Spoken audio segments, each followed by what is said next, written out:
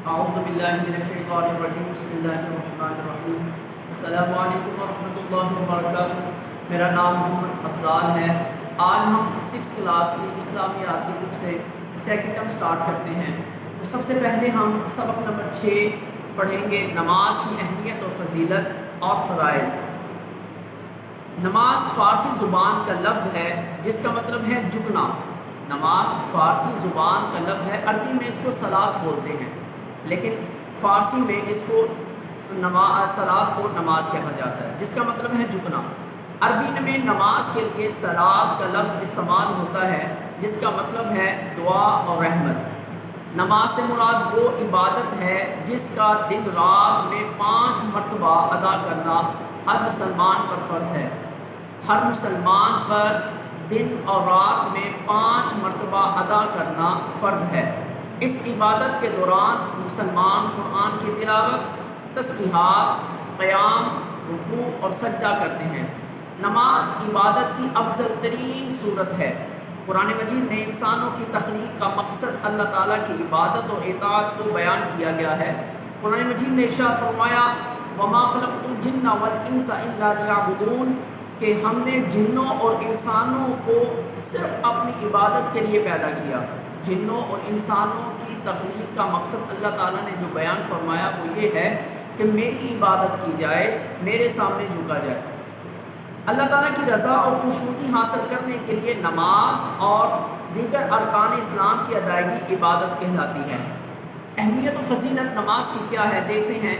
نبی پاک صلی اللہ علیہ وسلم نے نماز کے بارے میں ارشاد فرمایا، بے شک انسان اور کفر و شرک کے درمیان جو فرق کرنے والی چیز ہے وہ نماز ہے۔ ایک دوسری جگہ رسول اللہ صلی اللہ علیہ وسلم نے ارشاد فرمایا، آپ صلی اللہ علیہ وسلم نے فرمایا کہ مسلمان اور کافر کے درمیان جو فرق کرنے والی چیز ہے وہ نماز ہے۔ یعنی جو بندہ نماز پڑھتا ہے وہ مسلمان ہے، اور جو نماز نہیں پڑھتا، اب میں اس کے بارے میں کچھ عرض نہیں کرنا چاہتا، لیکن بات یہ ہے کہ ہم اس کو اس انداز میں دے سکتے ہیں کہ رسول اللہ صلی اللہ علیہ وسلم کی حدیث مبارکہ سے ہمیں یہ معلوم ہوتا ہے کہ نماز پڑھنا یہ مسلمانوں والے کام ہے، یہ مسلمانوں کا طریقہ ہے، یہ اسلام نے ہمیں سکھایا، اللہ تعالیٰ نے ہمیں حکم دیا، رسول اللہ صلی اللہ علیہ وسلم کی تعلیمات ہیں، یہ مسلمانوں کا طریقہ ہے، اور نماز نہ پڑھنا یہ کافروں کا طریقہ ہے۔ تو اس وجہ سے رسول اللہ صلی اللہ علیہ وسلم کی حدیث مبارکہ سے ہمیں معلوم ہوتا ہے کہ نماز پڑھنا یہ مسلمانوں والے کام ہے، اور نماز نہ پڑھنا یہ ہمیں کفر و شرک کی طرف لے جاتا ہے، یہ کفر و شرک کے ساتھ ملاتا ہے، اور یہ کافر لوگ اور مشرک لوگوں کا طریقہ ہے کہ وہ اللہ کی بارگاہ میں حاضر نہیں ہوتے۔ نماز دین اسلام کی سب سے بنیادی عبادت ہے، یہ تمام مسلمانوں پر ہر حال میں فرض ہے۔ کچھ نمازیں فرض ہیں جیسے نماز فجر، ظہر، عصر، مغرب اور عشاء، یہ نماز فرض ہے ہر مسلمان پر۔ کچھ نماز جو ہے وہ فرض کفایہ ہے، یعنی اگر چند لوگ بھی ادا کر لیں تو باقی سب لوگوں کی ذمہ داری ادا ہو جاتی ہے۔ اس بات کو سمجھیں، فرض نماز کو فرض عین کہتے ہیں اور نماز جنازہ کو فرض کفایہ کہتے ہیں۔ یعنی کہ اگر اب ظہر کی نماز کا ٹائم ہونے والا ہے تو میں آپ کو کہتا ہوں میں تھوڑا سا مصروف ہوں، میری طرف سے آپ نماز پڑھنے کے لیے جا رہے ہیں تو چلو میری طرف سے بھی نماز پڑھنا نہیں ہوگا۔ یا آپ اگر نماز پڑھ کے آ رہے ہیں اپنی، تو آپ کی نماز کی وجہ سے میں نے نماز نہیں پڑھی تو میں وہ نماز نہیں پڑھی اور آپ نے نماز پڑھی ہے، تو ایسا نہیں ہوگا کہ آپ کی نماز پڑھنے کی وجہ سے میں بھی گناہ سے بچ جاؤں گا، نہیں، ہر بندے پر نماز ادا کرنا فرض ہے۔ لیکن فرض کفایہ کیا ہے کہ اگر ایک بندہ فوت ہو گیا تو بستی میں سے کچھ لوگ اگر اس کا نماز جنازہ ادا کر دیں تو باقی لوگ گناہ سے بچ جائیں گے۔ نماز جنازہ نہ پڑھنے کا جو گناہ ہے اس سے باقی لوگ بچ جائیں گے، بری ذمہ ہو جائیں گے چند لوگوں کے پڑھنے کی وجہ سے، یعنی وہ فرض تمام لوگوں کے لیے کافی ہو جائے گا، اس وجہ سے اس کو فرض کفایہ کہا جاتا ہے۔ بعض نمازیں واجب ہیں جیسے وطر اور عید کی نماز۔ وطر جو ہے وہ عشاء کی نماز میں ہم جو 3 وطر پڑھتے ہیں وہ واجب ہیں، اور اسی طرح نماز عید الاضحیٰ اور عید الفطر کی نماز جو ہے وہ واجب ہیں۔ بعض نمازیں سنت ہیں جیسے نماز تہجد اور اشراق کی نماز، یہ نمازیں یہ سنت ہے، رسول اللہ صلی اللہ علیہ وسلم کی تعلیمات میں سے آپ سے پڑھا کرتے تھے۔ نفل نمازیں اللہ کا قرب حاصل کرنے کے لیے ادا کی جاتی ہیں۔ ہم جو نفل ادا کرتے ہیں رات کے وقت یا ہم دوپہر کے وقت یا کسی وقت صلاۃ حاجت کے نفل ادا کرتے ہیں، مسجد میں انٹر ہوتے ہیں نفل ادا کرتے ہیں، تحیت الوضو کے نفل ادا کرتے ہیں یا کسی بھی حوالے سے ہم تو صلاۃ التوبہ کے نوافل ادا کرتے ہیں یا ویسے اللہ کا قرب حاصل کرنے کے لیے نوافل ادا کرتے ہیں، تو یہ جتنے ہم نفل پڑھتے جائیں گے یہ اللہ کی بارگاہ میں ہمارا مقام بڑھتا جائے گا، ہم اللہ کے قریب ہوتے جائیں گے۔ ان کی ادائیگی پر اجر ملتا ہے لیکن نہ پڑھنے پر گناہ نہیں ہوتا۔ سنیں پھر ایک مرتبہ سن لیں، 5 نمازیں فرض ہیں جو ہر مسلمان پر ہر حال میں فرض ہیں، انہوں نے پڑھنی ہے۔ ایک نماز جنازہ فرض کفایہ ہے، بستی میں سے چند لوگوں نے پڑھ لیا تو سب کے سب جو بری و ذمہ ہو جائیں گے، گناہ سے بچ جائیں گے، نہ پڑھنے کے گناہ سے۔ 2 نمازیں ایسی ہیں کہ وہ واجب ہیں، جیسے فطر ہے عشاء کے، اور نماز عید الفطر، اور نماز جو ہے وہ عید کی نماز، عید الاضحیٰ کی نماز۔ اور اس کے علاوہ نفل نمازیں جو ہیں، سنت نمازیں جو ہیں وہ تہجد و اشراق کی نمازیں ہیں، اس کے علاوہ آپ نفل ادا کر سکتے ہیں۔ قرآن و حدیث میں ہمیں بار بار نماز کی ادائیگی کا حکم دیا گیا ہے۔ ترجمہ: اور نماز پڑھو اور زکوٰۃ دو۔ مومن وہ ہیں جو نماز قائم کرتے ہیں۔ پھر وہی بات آ گئی آپ صلی اللہ علیہ وسلم کی حدیث مبارکہ کا مفہوم کہ مسلمان اور کافر کے درمیان جو فرق کرنے والی چیز ہے وہ نماز ہے، تو آپ صلی اللہ تعالیٰ نے بھی ارشاد فرمایا کہ مومن تو وہ لوگ ہیں جو نماز قائم کرتے ہیں، اور نماز پڑھو اور مشرکوں میں سے مت ہو جاؤ۔ پھر وہی حدیث مبارکہ کا ہم سہارا لیں گے کہ نماز پڑھو اور مشرکوں میں سے نہ ہو جاؤ، یعنی مشرک لوگوں کا یہ طریقہ ہے کہ وہ نماز ادا نہیں کرتے۔ اسی طرح ایک جگہ اللہ تعالیٰ نے ارشاد سورۃ العنکبوت میں ارشاد فرمایا، اور نماز قائم کرو، یقیناً نماز بے حیائی اور برے کاموں سے روکتی ہے۔ جب ہم نماز ادا کرتے ہیں تو اس کی یہ برکات ہوتی ہے کہ ہم برے کاموں کی طرف جاتے نہیں ہیں یا جائیں بھی۔ اب یہ دیکھیں نا، ایک بندہ گناہ کرتا ہے، ایک نماز پڑھ کر ساتھ میں گناہ بھی کرتا ہے، تو ہم کہے لو جناب نماز بھی پڑھتا ہے، بڑا حاجی نمازی اور گناہ بھی کرتا ہے، لیکن کیا ہے کہ اللہ کا فضل ہے کہ اگر وہ گناہ کر بھی لیتا ہے تو اللہ تعالیٰ اس کے دل میں جو ہے وہ اس بات کا خوف اور ڈر ڈال دیتا ہے کہ وہ توبہ کر لیتا ہے، وہ اس بات پہ شرمندہ ہوتا ہے، پریشان ہوتا ہے کہ مجھ سے گناہ ہو گیا۔ اور اس کے برعکس ایک وہ بندہ ہے جو گناہ بھی کرتا جاتا ہے اور اس بات کا بھی اس کو احساس نہیں ہوتا کہ وہ گناہ کر رہا ہے، وہ برائی والے کام کر رہا ہے، وہ بے حیائی والے کام کر رہا ہے۔ اللہ تعالیٰ نماز کی برکت سے وہ جو ہے اس کو گناہوں سے، یا تو وہ اپنے نماز کی برکت سے وہ بچا رہتا ہے، یا ایسا ہوتا ہے کہ نماز پڑھنے کی وجہ سے وہ گناہ کرتا ہے اور اس سے گناہ ہو جاتے ہیں، وہ توبہ کر لیتا ہے، اللہ کی بارگاہ میں شرمندہ ہو کر معافی مانگ لیتا ہے اور اپنے رب کے لیے ایک دوسری جگہ ارشاد فرمایا، اور اپنے رب کے لیے نماز پڑھو۔ اسی طرح حدیث مبارکہ میں رسول اکرم صلی اللہ علیہ وسلم کے ارشادات بھی ملتے ہیں۔ رسول اللہ صلی اللہ علیہ وسلم نے ارشاد فرمایا، نماز دین کا ستون ہے۔ ستون پلر کو کہتے ہیں۔ آپ اپنی فیکٹری میں، اپنے ورک شاپ میں، اپنے گھروں میں، مسجدوں میں بھی آپ نے دیکھا ہوگا کہ وہ چھت کے نیچے جب بڑی سی وہ ایک چھت ہوتی ہے تو اس کے درمیان میں جگہ جگہ جو پلرز بنائے جاتے ہیں اس کو سپورٹ کرنے کے لیے، اس کو سپورٹ دینے کے لیے تاکہ وہ چھت نہ نیچے گرے۔ تو رسول اللہ صلی اللہ علیہ وسلم نے فرمایا نماز دین کا ستون ہے۔ جس طرح وہ ایک چھت کو ستون سہارا دے کے کھڑا رکھتے ہیں، اسی طرح دین کو سہارا نماز دیتی ہے۔ ایک بندہ نماز پڑھتا ہے تو اس کا مطلب اس کا دین قائم ہے، اور ایک بندہ نماز نہیں پڑھتا تو پھر اس کا دین خطرے میں ہے، وہ کسی وقت بھی گر سکتا ہے، کسی وقت بھی دین اس سے جا سکتا ہے، وہ دین کی برکات سے محروم ہو سکتا ہے۔ تو آپ صلی اللہ علیہ وسلم نے فرمایا نماز دین کا ستون ہے۔ دوسری جگہ ارشاد فرمایا مسلمان اور کافر میں فرق نماز ہے۔ حدیث مبارکہ میں ایک جگہ اور ارشاد فرمایا نماز سے مسلمان کے گناہ یوں جھڑتے ہیں جیسے موسم خزاں میں درختوں کے پتے جھڑتے ہیں۔ سردیوں کا موسم آتا ہے موسم خزاں میں، تو درختوں سے پتے جھڑ جاتے ہیں۔ تو رسول اللہ صلی اللہ علیہ وسلم نے ارشاد فرمایا کہ جس طرح درختوں سے موسم خزاں میں پتے جھڑتے ہیں، اس طرح جب نمازی نماز ادا کرتا ہے تو اس کے گناہ معاف ہو جاتے ہیں۔ ایک اور حدیث مبارکہ کا مفہوم میرے ذہن میں آ رہا ہے۔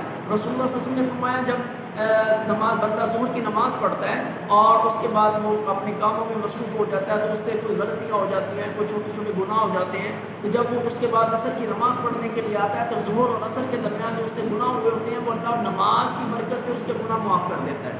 اسی طرح جب وہ مغرب کی نماز پڑھنے کے لیے آتا ہے تو عصر اور مغرب کے درمیان جو گناہ ہوئے ہوتے ہیں وہ اللہ وہ معاف فرما دیتا ہے۔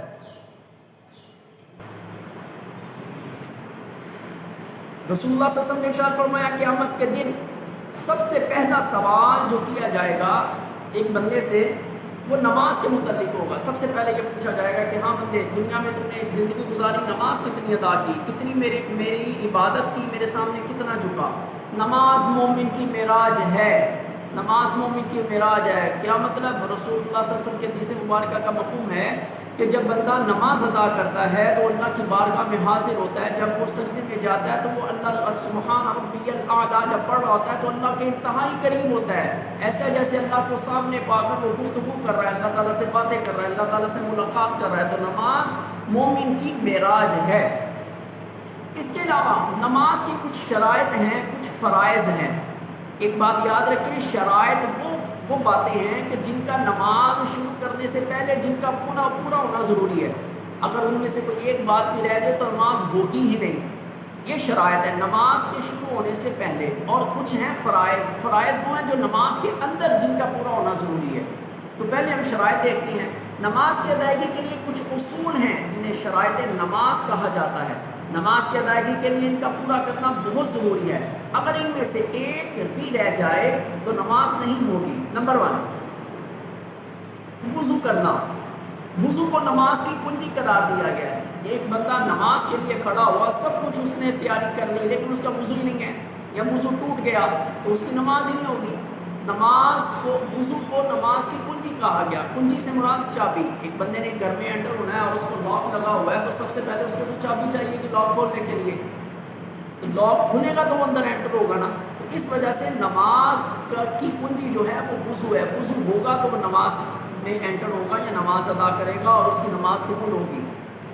نمبر 2، نیت کرنا کہ وہ کون سی نماز پڑھ رہا ہے۔ ایک بندہ، اب دیکھیں نا، ظہر کے بھی 4 فرض ہیں، عصر کے بھی 4 فرض ہیں اور عشاء کے بھی 4 فرض ہیں۔ اب ایک بندہ جلدی سے آ کے کھڑا ہوا لیکن اس نے وہ نیت ہی نہیں کی کہ میں ظہر ہے، نماز ہے، عصر ہے، مغرب ہے۔ ویسے تو گھر سے جب بندہ نکلتا ہے نماز ادا کرنے کے لیے تو وہ نیت کر کے ہی نکلتا ہے کہ میں نماز ادا کرنے جا رہا ہوں، کون سی نماز ادا کرنے جا رہا ہوں۔ لیکن وہاں پر بزرگ فرماتے ہیں کہ جب آپ نماز کے لیے کھڑے ہوں تو اپنے آپ کو پوری طرح متوجہ کریں کہ آپ کرنے کیا لگے ہیں، کیا پڑھنے لگے ہیں۔ نفل پڑھنے لگے ہیں، آپ فرض پڑھنے لگے ہیں، آپ سنتیں پڑھنے لگے ہیں، کتنی رکعتیں پڑھنے لگے ہیں۔ اپنے آپ کو پوری طرح متوجہ کر کے پھر اللہ اکبر کر کے نماز شروع کریں۔ تو نیت کرنا کہ وہ کون سی نماز پڑھ رہا ہے۔ نمبر 3، نماز کا وقت ہونا، یہ بھی بہت ضروری ہے۔ اب دیکھیں، ابھی ظہر کی نماز کا ٹائم نہیں ہوا تو اگر اب میں کہوں کہ مجھے تھوڑا سا کام ہے، میں نے بازار جانا ہے، میں نے مارکیٹ جانا ہے، میں نے وہ فلاں کام کرنے ہیں، تو میرے پاس ٹائم ہو سکتا ہے میں لیٹ ہو جاؤں، تو ابھی میں ظہر کی نماز ادا کر لوں تو کیا نماز ہو جائے گی؟ نہیں ہوگی۔ ابھی نماز کا ٹائم ہونا ضروری ہے۔ نماز کے ٹائم سے پہلے مثال دیتا ہوں، اگر ایک بندے کی صبح 10 بجے اس کی ڈیتھ ہو جاتی ہے، صبح 10 بجے اس کی ڈیتھ ہو جاتی ہے، اللہ نہ کرے، اللہ سب کی حفاظت فرمائے، لیکن کل قیامت کے روز اس کو نماز فجر کا پوچھا جائے گا کہ تم نے پڑھی کہ نہیں پڑھی۔ اس سے یہ نہیں پوچھا جائے گا تم نے ظہر کی نماز کیوں نہیں پڑھی، بھائی اس کا ابھی ٹائم ہی نہیں ہوا اس پہ۔ تو اس وجہ سے نماز کا وقت ہونا بہت ضروری ہے۔ نمبر 4، لباس اور بدن کا پاک ہونا۔ لباس اور بدن کا پاک ہونا بہت ضروری ہے۔ اگر ان دونوں میں سے کسی کوئی ایک چیز کے بارے میں آپ کو شک ہو جائے یا کوئی گندگی لگی ہو، ناپاکی لگی ہو، تو پھر نماز نہیں ہوگی۔ نمبر 5 پہ ہے، جس جگہ نماز پڑھنی ہو وہ جگہ بھی پاک صاف ہونی چاہیے۔ اس بات کا بھی خیال رکھیں کہ آپ جو نماز جس جگہ پڑھ رہے ہیں وہ جگہ بھی پاک صاف ہو۔ نمبر 6، نمازی کا سطر چھپا ہوا ہو۔ سطر یعنی اس کا لباس، مرد کا سطر کیا ہے کہ یہ ناف سے لے کر گھٹنوں تک یہ حصہ چھپا ہوا، یہ حصہ کور ہونا چاہیے کپڑوں کے ساتھ۔ اور عورت کا سطر جو ہے وہ پورا جسم ہے سوائے منہ کے، دونوں ہاتھ اور دونوں پاؤں کے۔ اور مرد کا سطر جو ہے وہ ناف سے لے کر گھٹنوں تک ہے۔ کم از کم اتنا چھپا ہونا تو وہ ضروری ہے۔ یہ اس دور میں یعنی کہ احتیاطی جب کپڑا بہت کم ہوا کرتا تھا، لیکن آج تو ہمارے پاس ماشاءاللہ سے اللہ کا فضل اتنا ہے کہ بے تحاشا کپڑے ہیں۔ اس وجہ سے جب اب ہم نماز پڑھنے لگے تو ہمیں بہترین لباس پہنا ہونا چاہیے، یعنی روٹین کا لباس جو ہو، ایسا نہ ہو کہ ہمارے کپڑے جو ہیں وہ ایسے ہوں کہ جو نامناسب ہوں۔ اس وجہ سے لباس کا بہتر ہونا بہت ضروری ہے۔ کچھ لوگ ہوتے ہیں کہ جن کا لباس جو ہے وہ اس طرح ڈھیلا ڈالا ہوتا ہے، اس طرح سے ہوتا ہے کہ میں نے اکثر نماز پڑھتے ہوئے مسجد میں دیکھا ہے کچھ بچوں کو، ان کا لباس، ان کی جو پینٹ پہنی ہوتی ہے یا ٹروزر پہنا ہوتا ہے وہ اتنا نیچے ہوتا ہے، اتنا ڈھیلا ہوتا ہے کہ جب وہ رکوع یا سجدے میں جاتے ہیں تو وہ پیچھے سے نیچے ہو جاتا ہے۔ ان کے اب ناف جو ہے وہ آگے سے ناف ہے تو اس طرح ہی اتنا حصہ پیچھے کی طرف بھی ہے، تو وہ وہاں سے تو پینٹ یا وہ ٹروزر نیچے ہو گیا۔ تو اس وجہ سے اس بات کا جو ہے خیال رکھنا چاہیے، احتیاط کرنی چاہیے کہ نماز کے لیے ایسا لباس پہنے کہ آپ کا سطر جو ہے وہ ڈھکا ہوا ہونا چاہیے۔ اور ایک بات میں اور عرض کرتا چلوں یہاں پر کہ اکثر بچوں کی شرٹ کے اوپر وہ کوئی تصویر بنی ہوتی ہے، کوئی بھالو بنا ہوتا ہے، کوئی ڈوریمون بنا ہوتا ہے، کوئی یہاں وہ گھوڑے کی یا کوئی تصویر بنی ہوتی ہے، تو ایسی جو ہے وہ لباس پہن کر کی نماز نہیں ہوتی۔ اور میں نے ایک مسئلہ پوچھا کہ وہ کہتے ہیں کہ اگر پیچھے کی طرف بنا ہوا ہے اور پیچھے اگر کوئی بندہ نماز پڑھ رہا ہے اور اس کے سامنے وہ تصویر آ رہی ہے تو اس کی نماز کو بھی خطرہ ہے، وہ نماز بھی نہیں ہوتی۔ تو اس وجہ سے اپنی نماز کی بھی حفاظت کرنی چاہیے اور دوسروں کی نماز کی بھی حفاظت کرنی چاہیے۔ لباس جو ہے وہ صاف ستھرا اور پاکیزہ لباس پہن کر نماز ادا کرنی چاہیے، اور ایسا لباس ہو جس میں قباحت کوئی نہ ہو۔ نمبر 7 پہ ہے قبلہ شریف کی طرف منہ کر کے نماز ادا کرنا، یعنی نماز ادا کرتے ہوئے آپ کا منہ جو ہے وہ قبلہ شریف کی طرف ہونا چاہیے۔ آپ کی باقی ساری شرائط پوری ہیں لیکن آپ کا منہ ہی قبلہ شریف کی طرف نہیں ہے تو آپ کی نماز نہیں ہوگی۔ یہ ہے نماز کی شرائط 7۔ اب ہے نماز کے فرائض، کہ نماز کے فرائض کیا ہے۔ نماز اب جب پوری شرائط آپ کی ہو گئی، آپ نے وضو بھی کیا، آپ کا لباس بھی پاک صاف ہے، آپ کی نماز کا وقت بھی ہو چکا ہے، آپ کا نمازی کا جو سطر ہے وہ بھی چھپا ہوا ہے، جس جگہ آپ نماز ادا کر رہے ہیں وہ جگہ بھی پاک صاف ہے، اور قبلہ شریف کی طرف آپ نے منہ بھی کیا ہوا ہے، آپ نے نیت بھی کی، نماز شروع کر دی۔ اب جب نماز آپ نے شروع کر دی تو نماز کے اندر بھی کچھ چیزوں کا ہونا ضروری ہے، اگر ان میں سے کوئی ایک رہ جائے تو تب بھی نماز نہیں ہوگی۔ وہ کیا ہے وہ ہم دیکھنے لگے ہیں۔ فرائض نماز، نماز میں کچھ ایسے ارکان کا ادا کرنا فرض ہے جن کے بغیر نماز مکمل نہیں ہوتی، لہذا نماز کے ادائیگی کے لیے ان ارکان کو ذہن میں رکھیں، ان میں سے کوئی ایک رکن بھی چھوٹ جائے تو نماز نہیں ہوتی۔ یہ فرائض درج ذیل ہے۔ نمبر 1 تکبیر تحریمہ، تکبیر تحریمہ، تکبیر کہتے ہیں اللہ اکبر کو کہنے کو، اور تحریمہ کا مطلب ہے حرام قرار دینا۔ نماز کے انداز میں آغاز میں دونوں ہاتھ کانوں تک اٹھا کر اللہ اکبر کہنا تکبیر تحریم ہے۔ نماز شروع جب ہم کرتے ہیں تو اللہ اکبر کہتے ہیں۔ اب میں یہاں پر ایک بات اور آپ لوگوں کو بتاتا چلوں، اکثر میں نے وہ بچوں کو دیکھا ہے کہ جب نماز ادا کر رہے ہوتے ہیں تو ایسے کہتے ہیں اللہ اکبر، ایسے نہیں جناب۔ جب نماز ادا کرے تو میں نے پہلے بھی بات کی، آپ کا جسم کا ایک ایک عضو جو ہے وہ بیت اللہ شریف کی طرف اس کا رخ ہونا چاہیے۔ جب نماز ادا کریں تو آپ جب اللہ اکبر کہیں تو آپ کی ہتھیلیوں کا رخ بھی قبلہ شریف کی طرف، اللہ اکبر قبلہ شریف کی طرف ہونا چاہیے۔ اللہ اکبر کہنا یہ تکبیر تحریم ہے۔ تکبیر کا مطلب ہے اللہ کی بڑائی بیان کرنا، اور تحریمہ کا مطلب ہے حرام قرار دینا۔ اس کے بعد نمازی پر نماز ادا کرنے کے سوا دوسرے سارے کام حرام ہو جاتے ہیں۔ یعنی جب آپ نے اللہ اکبر کہہ کے نماز ادا کر لی، نماز شروع کر لی، تو اب آپ پر دوسرے کھانا کھانا آپ پہ حرام ہو گیا۔ کوئی سلام آیا، کسی نے سلام کیا تو سلام کا آپ جواب نہیں دے سکتے، کسی نے کوئی مسئلہ پوچھا، کوئی بات پوچھی تو یا پوچھا فلاں چیز کہاں پڑی ہے تو آپ اس کو جواب نہیں دے سکتے۔ تو اس وجہ سے جو ہے یہ تکبیر تحریمہ اس کو کہا جاتا ہے کہ جب آپ نے اللہ اکبر کہہ کے نماز میں داخل ہو گئے، اب آپ کو باقی نماز ادا کرنے کے سوا باقی تمام کام، سارے کام آپ پہ حرام ہو گئے۔ نمبر 2 قیام، قیام کا مطلب ہے سیدھا کھڑا ہونا۔ نماز میں قیام سے مراد اتنی دیر ہاتھ باندھ کر سیدھا کھڑا ہونا ہے جس میں سورۃ فاتحہ اور قرآن کی تلاوت یعنی قرات ہو سکے، جو فرض ہے۔ قیام بھی فرض ہے اور قیام میں قرات کرنا بھی فرض ہے۔ قرآن مجید میں سے کوئی ایک سورت ضرور پڑھے اس میں، یعنی کہ تکبیر تحریمہ کر لی اور اس کے بعد قیام کر لیا۔ ایک بندہ جس میں اللہ اکبر کہہ کے سیدھا رکوع میں چلے جائے تو اس کی نماز نہیں ہوگی۔ کیوں؟ کیونکہ نماز میں کھڑے ہونا، نماز میں قیام کرنا یہ فرض ہے، یہ فرض ہے۔ اگر یہ چھوٹ جائے تو نماز نہیں ہوگی۔ نمبر 3 رکوع، رکوع کا مطلب ہے جھکنا، جھک جانا۔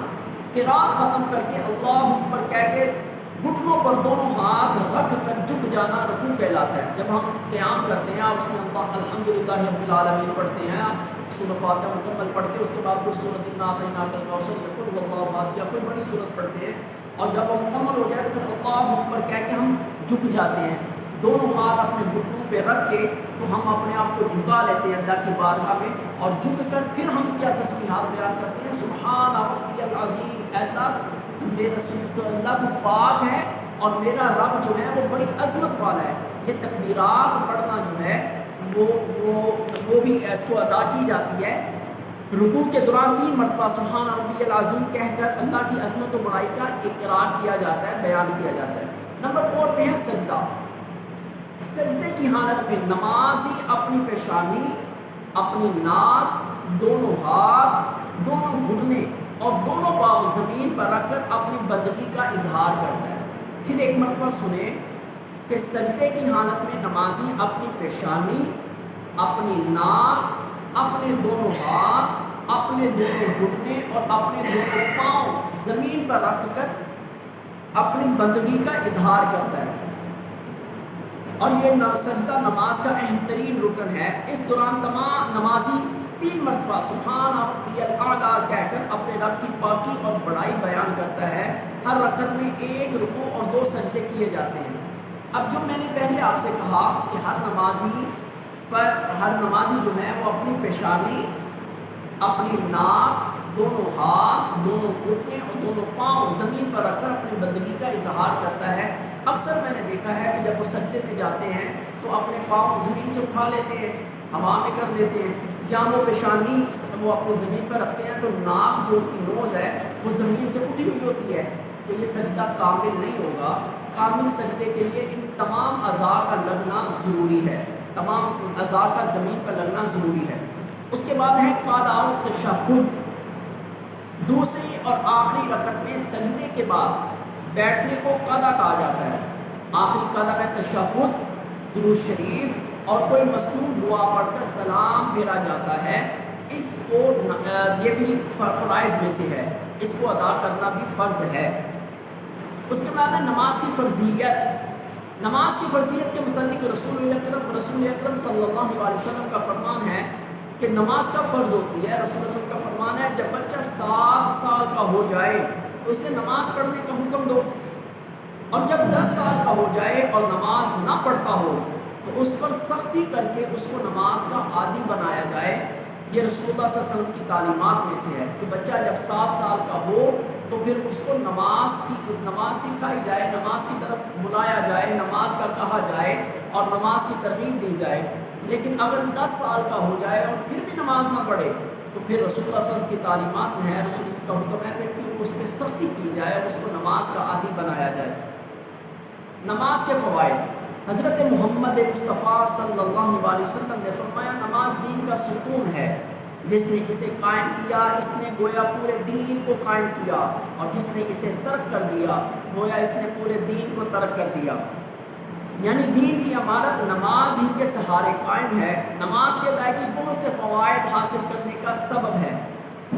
اب ہم وہ فوائد میں سے چند فوائد ان میں سے دیکھتے ہیں۔ نمبر 1، نماز پڑھنے سے انسان روحانی اور جسمانی پاکیزگی حاصل کرتا ہے۔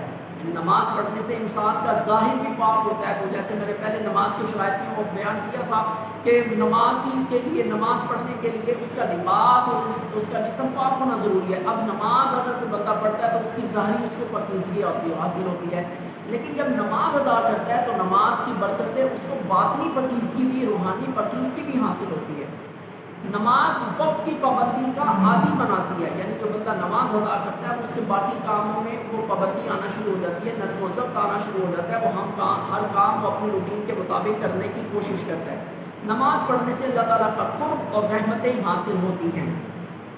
باجماعت نماز ادا کرنے سے انسان کے اندر نظم و ضبط پیدا ہوتا ہے، یعنی کہ ایک بندہ نماز ادا کرتا ہے اور نماز ادا کرتے جب وہ باجماعت نماز ادا کرتا ہے تو ہم نماز کے لیے ایک صف میں کھڑے ہوتے ہیں اور ایک ٹائم پہ کھڑے ہوتے ہیں، ایک امام کی ہم ابتدا میں کھڑے ہوتے ہیں، ایک امام کے اللہ اکبر کہنے سے ہم نماز شروع کرتے ہیں، دوسرے مرتبہ اللہ اکبر کہتا ہے تو ہم رکوع میں چلے جاتے ہیں، سمع اللہ لمن حمدہ کہتا ہے تو ہم کھڑے ہو جاتے ہیں، السلام علیکم کہتا ہے تو ہم نماز مکمل کر دیتے ہیں۔ یہ سب کچھ نماز جو ہے ہمیں نظم و ضبط سکھا رہی ہوتی ہے، ہمیں زندگی گزارنے کا طریقہ اور سلیقہ سکھا رہی ہوتی ہے۔ نماز مساوات اور بھائی چارے کا درس دیتی ہے۔ واجبات نماز میں جب ہم نماز ادا کرتے ہیں تو مساوات، برابری، سب امیر غریب کالے گورے، اور یہ رسول کی تعلیمات میں سے بھی ہے، سب جو ہیں وہ ایک ہی جگہ پہ کھڑے ہو کے ایک ہی صف میں کھڑے ہو کے نماز ادا کر رہے ہوتے ہیں۔ نماز سے ہمدردی اور محبت کے جذبات میں اضافہ ہوتا ہے۔ جب ہم نماز ادا کرتے ہیں، نماز ادا کرنے کے بعد ایک دوسرے کے ساتھ ہم جب ملتے ہیں، اس کو السلام علیکم کہتے ہیں، اس کا حال چال پوچھتے ہیں، اس طرح اس کی طبیعت کا، اس کے حال احوال کا ہمیں پتہ چلتا ہے، ایک دوسرے سے محبت بڑھتی ہے، ایک دوسرے سے ہمدردی کے جذبات میں اضافہ ہوتا ہے۔ نماز فحش اور برے کاموں سے روکتی ہے، ہمیں بچاتی ہے۔ یہ جیسے وہ میں نے تھوڑی دیر پہلے قرآن پاک کی آیت کا ترجمہ پڑھا تھا کہ نماز جو ہے وہ بے حیائی اور برے کاموں سے روکتی ہے۔ جب انسان نماز ادا کرتا ہے تو نماز کی یہ اس کو برکت حاصل ہوتی ہے، یہ فیض و برکات حاصل ہوتی ہیں کہ وہ یہاں تو گناہ کرتا نہیں ہے، یا گناہ کر دیتا ہے تو فوراً توبہ کر دیتا ہے اور گناہ کے کاموں میں اور برائی کے کاموں میں اس کا دل نہیں لگتا، اس کا دل وہ وہاں پر اٹھتا جاتا ہے۔ ایسی محفل میں، ایسی مجلس میں وہ بیٹھتا ہے جہاں پہ گناہ کی باتیں ہو رہی ہوں، گناہ والے کام ہو رہے ہوں، بری باتیں کی جا رہی ہوں، تو وہ وہاں پر اگر چلا بھی جائے تو زیادہ دیر وہ وہاں پر سکون محسوس نہیں کرتا۔ اور نماز کی برکت یہ ہوتی ہے کہ وہ اس مجلس کو، اس محفل کو چھوڑ کر وہ ایسی محفل کو تلاش کرتا ہے جہاں پہ اللہ کی بات ہو، اللہ کے رسول کی بات ہو، اللہ کے نیک بندوں کی بات ہو، دین کی بات ہو، اسلام کی بات ہو۔ تو نماز جو ہے وہ برے کاموں سے روکتی ہے۔ نماز معاشرتی تعلقات کو فروغ دینے کا اجر ہے، کا ذریعہ ہے۔ نماز جو ہے وہ اس کو جب ہم ادا کرتے ہیں تو اس کے نماز کے ادائیگی کے بعد ہم لوگوں کے حال احوال سے آگاہ ہوتے ہیں اور اس کے دکھ درد میں شریک ہوتے ہیں، اس کی پریشانیوں میں، اس کی خوشیوں میں ہم اس کا سہارا بنتے ہیں۔ حدیث کے مطابق نماز پڑھنے سے رزق میں اضافہ ہوتا ہے۔ جو بندہ نماز ادا کرتا ہے اللہ اس کے رزق میں برکت عطا فرماتا ہے، اس کے رزق میں اضافہ فرماتا ہے، اس کی ضروریات کو اللہ اپنے ذمہ لے لیتا ہے۔ جو بندہ نماز ادا کرتا ہے اللہ کی بارگاہ میں حاضر ہوتا ہے، پھر اللہ تعالیٰ اس کی حاجات کو اپنی بارگاہ میں قبول فرماتا ہے، اس کی دعاؤں کو قبول فرماتا ہے اور اس کی پریشانیوں کو دور فرما دیتا ہے نماز کی برکت سے۔ کیونکہ بندہ جب نماز ادا کرتا ہے تو نماز کے بعد جب اللہ کی بارگاہ میں دعائیں کرتا ہے، التجائیں کرتا ہے، اللہ سے دعا مانگتا ہے تو اللہ تعالیٰ اس کی حاجات کو قبول فرماتا ہے۔ نماز کے بغیر کوئی بھی نیک عمل بارگاہ الہی میں قبول نہیں ہوتا۔ بھئی نماز کا ہمیں اللہ نے حکم دیا کہ ہم پہ فرض ہے، اور میں نے پہلے بھی یہ اتنی باتیں کی کہ قیامت والے دن رسول اکرم صلی اللہ علیہ وسلم نے ارشاد فرمایا کہ اللہ تعالیٰ قیامت والے دن سب سے پہلے جو حساب کتاب ہوگا، جب شروع ہوگا تو سب سے پہلا جو سوال اللہ تعالیٰ بندے سے پوچھے گا، جو سوال فرمائے گا وہ نماز کے متعلق ہوگا۔ اللہ تعالیٰ نے خود فرمایا نماز قائم کرو، نماز قائم کرو، نماز قائم کرو۔ بزرگ فرماتے ہیں 700 سے زیادہ مرتبہ اللہ تعالیٰ نے قرآن مجید میں نماز کا حکم دیا۔ رسول اللہ صلی اللہ علیہ وسلم نے ساری زندگی نمازیں پڑھی اور اپنے صحابہ کو نماز کی تلقین کی، ہم لوگوں کو نماز کے لیے احادیث مبارکہ ارشاد فرما کے گئے، نماز کی فضیلتیں بیان فرمائیں۔ نماز جو بندہ نہیں پڑھتا اس کے بارے میں رسول اللہ صلی اللہ علیہ وسلم نے پہلے ہی اس کے بارے میں جو نماز نہ پڑھنے کی وجہ سے اس کے مصیبتیں اور پریشانیاں ہیں اس سے آگاہ فرمایا۔ اتنا کچھ ہونے کے باوجود بھی اگر کوئی بندہ نماز کو چھوڑ کر باقی اعمال کرنا شروع کر دے، جناب وہ باقی اعمال یہ ہے کہ جناب وہ تسبیحات پڑھنا شروع کر دے اور باقی جناب وہ دوسرے معاملات کرنا شروع کر دے، تو اس کو دنیا میں تو اجر ملے گا، اس کو دنیا میں ہی اس کا حساب اس کو اللہ تعالیٰ اجر دے دے گا، لیکن آخرت میں سب پھر وہی بات آ گئی کہ اللہ کی بارگاہ میں جب کھڑا ہوگا یا اللہ کی بارگاہ میں حاضر ہوگا، میں نے اتنے صدقات کیے، میں نے اتنی وہ جناب و خیرات کی، لوگوں کے کام آیا، میں یہ کیا، میں نے وہ کیا، اللہ فرمائے گا جو کام میں نے تمہیں کہا تھا سب سے پہلے، میرے رسول صلی اللہ علیہ وسلم تمہیں فرما کے آئے تھے کہ نماز کے متعلق میں نے سب سے پہلے تم سے سوال کرنا ہے، وہ تم نے نہیں کیا، تو باقی کاموں کو میں تمہیں کیا کروں۔ تو اس وجہ سے نماز کے علاوہ نماز کو چھوڑ کر باقی کوئی بھی نیک اعمال کرتا رہے تو پھر وہ بات خطرے کی ہے۔ ہمیں کوشش کرنی چاہیے سب سے پہلے نماز فرض نماز ادا کریں، اور اس کے بعد پھر جو اللہ توفیق دے اور آپ اللہ کی دی ہوئی توفیق سے اپنی ہمت کے مطابق ہم نیک اعمال کرتے جائیں تو اللہ کی بارگاہ میں کبھی امید ہے، بہت زیادہ امید ہے، اللہ کی بارگاہ میں پورا یقین ہے ہمیں کہ اللہ ہمارے ان نیک اعمال کو بھی قبول فرمائے گا۔ لیکن اگر ہماری نماز میں کوتاہی ہے تو پھر جناب خطرے کی بات ہے کہ ہم کسی نہ کسی حوالے سے پریشانی میں مبتلا ہو سکتے ہیں۔ کوشش کریں کہ وقت مقررہ پر جب اذان ہو تو نماز کی ادائیگی کو یقینی بنائیں، نماز ادا کریں۔ نماز کی ادائیگی کے بعد اپنے لیے، اپنے ماں باپ کے لیے، اپنے ٹیچرز کے لیے، اپنے اہل و عیال کے لیے اور ملک پاکستان میں رہنے والوں کے لیے اور خصوصاً تمام امت مسلمہ کے لیے دعا کریں۔ اللہ تعالیٰ ہم سب کے ہاتھ میں رحم و کرم فرمائے اور ہماری مدد فرمائے۔ اللہ حافظ۔